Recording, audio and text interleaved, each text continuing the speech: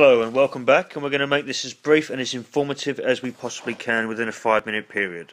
These are a few examples for you to go and have a look at of CNN seeking to protect the liberal media in completely contradicting the truth and cutting off people that are providing stats, facts or important issues which dispute what they say and undermine them altogether. So let's jump straight in.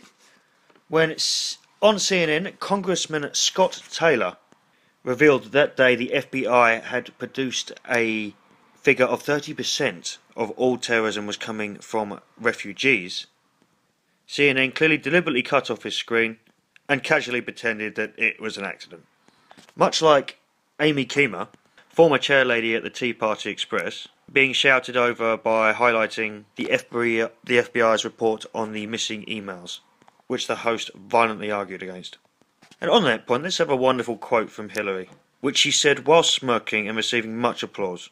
Quote, "By the way, have you seen that I have recently launched a Snapchat account? I love it. I love it. Those messages disappear all by themselves." Wow. Much like when Congressman Chris Collins was on CNN and was clearly deliberately cut off for bringing up the WikiLeaks files, which would discredit Hillary's trustworthiness altogether. Then boom, like a flash, off he goes. Please feel free to go and look at these, see it for yourself, defend it if you dare. So let's continue. It's much like when Steve Maltzberg appeared on CNN, and whilst they attempted to undermine him, he then highlighted this quote which he played, in which the audio was obtained from Washington Free Beacon. Quoting Hillary, "Do you remember that case where I represented that guy? It was a fascinating case. The guy was accused of raping a 12-year-old girl. Of course, he claimed that he didn't do it. All this stuff. He took a lie detector test. I had him take a polygraph, which he passed, which forever destroyed my faith in polygraphs." With laughter. She's laughing as she says this. When Ray Reid asks, "How did it turn out?" she replies, "Oh, he plea bargained. Got him off with time served in county jail. He'd been in county jail about 2 months.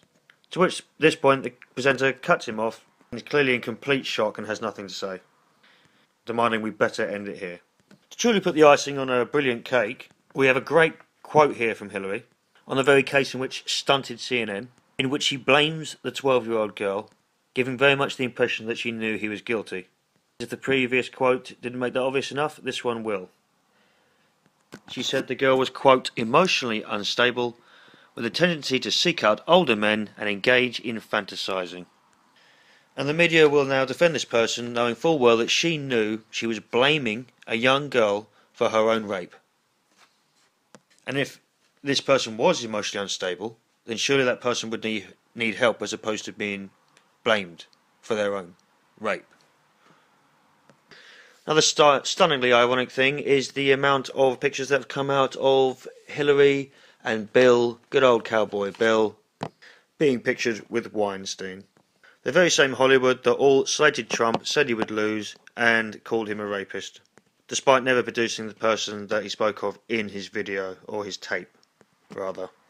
And this huge list of millionaires that have since made wonderful careers, that apparently only just realised they had been sexually abused. Dare I say, the very same people that tried to convince us someone they never met is a rapist, whilst forgetting to mention the one that built their career might be. There are very many other examples which could be given if you just virtually have a look on forums or even good old YouTube. There'll be plenty of examples for you to see. And I only make this video not necessarily just to highlight these points, which is a good enough reason on its own, but to enthrall you to further seek out other lies and share those with the people you know. And whilst you're watching these videos, take note, it's a clear sign that the people upstairs are either incredibly biased or that they have some sort of financial gain to pander to liberal rubbish. Either way, it's no way to run a news station. So thank you very much for your time. My name's Mr. Heretic at Revelation Be Damned. Please feel free to email me at revelationbedamned@outlook.com or comment below. And if you care at all for reality, you will avoid liberal journalism. Remember to think for yourself, because no one else will do it for you.